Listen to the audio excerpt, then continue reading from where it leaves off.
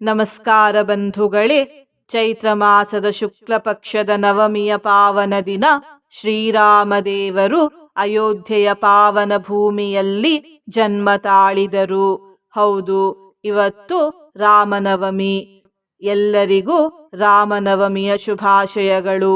ಈ ದಿನ ನಾವು ಅತ್ಯಂತ ಶಕ್ತಿಶಾಲಿಯಾದ ಶ್ರೀ ಕೋದಂಡರಾಮ ಮಂತ್ರವನ್ನು ಜಪಿಸಿದ್ದೇವೆ. ಕೋದಂಡರಾಮ ಎಂದರೆ ಬಿಲ್ಲನ್ನು ಹಿಡಿದುಕೊಂಡಿರುವ ರಾಮದೇವರು. ಈ ಶಕ್ತಿಶಾಲಿ ಕೋದಂಡರಾಮ ಮಂತ್ರವನ್ನು ಇಂದು ಆದಷ್ಟು ಹೆಚ್ಚು ಬಾರಿ ನಂಬಿಕೆ ಹಾಗೂ ಭಕ್ತಿಯಿಂದ ಪಾರಾಯಣ ಅಥವಾ ಶ್ರವಣ ಮಾಡಿದರೆ ಸಮಸ್ತ ಪಾಪರಾಶಿ ಕ್ಷಣದಲ್ಲಿ ಭಸ್ಮವಾಗುತ್ತದೆ. ಶ್ರೀ ವಿಷ್ಣು ಸಹಸ್ರನಾಮ ಸ್ತೋತ್ರವನ್ನು ಶ್ರವಣ ಮಾಡಿದ ಫಲ ದೊರೆಯುತ್ತದೆ.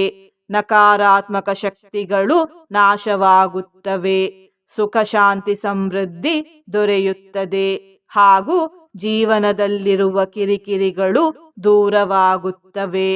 ಇಂದು ನೀವೇ ಈ ಮಂತ್ರವನ್ನು ಪೂರ್ತಿ 108 ಬಾರಿ ಪಾರಾಯಣ ಮಾಡಿದರೆ ಉತ್ತಮ.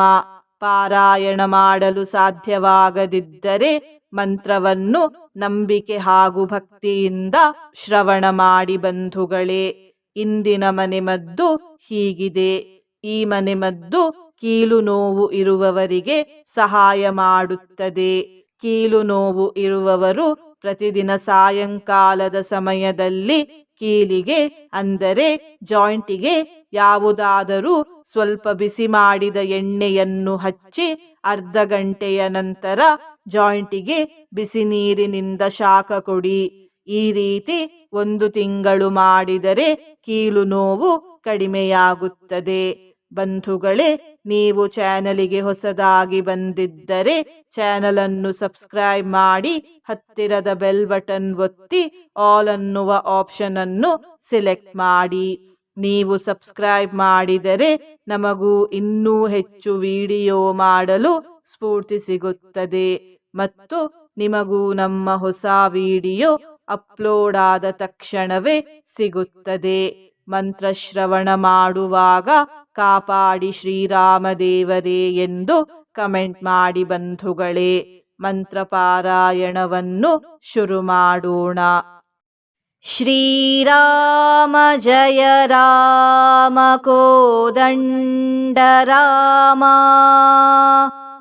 ಶ್ರೀರಾಮ ಜಯ ರಾಮ ಕೋದಂಡ ರಾಮ. ಶ್ರೀರಾಮ ಜಯ ರಾಮ ಕೋದಂಡ ರಾಮ.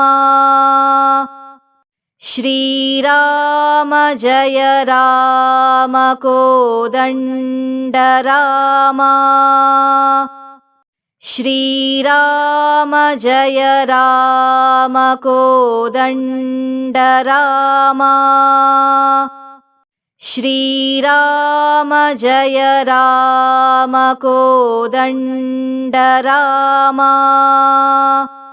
ಶ್ರೀರಾಮ ಜಯ ರಾಮ ಕೋದಂಡ ರಾಮ. ಶ್ರೀರಾಮ ಜಯ ರಾಮ ಕೋದಂಡ ರಾಮ.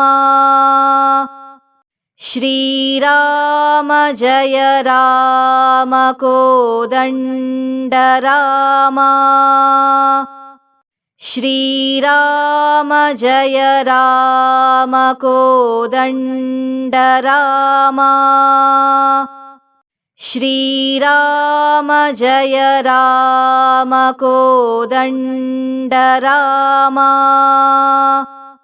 ಶ್ರೀರಾಮ ಜಯ ರಾಮ ಕೋದಂಡ ರಾಮ. ಶ್ರೀರಾಮ ಜಯ ರಾಮ ಕೋದಂಡ ರಾಮ. ಶ್ರೀರಾಮ ಜಯ ರಾಮ ಕೋದಂಡ ರಾಮ. ಶ್ರೀರಾಮ ಜಯ ರಾಮ ಕೋದಂಡ ರಾಮ.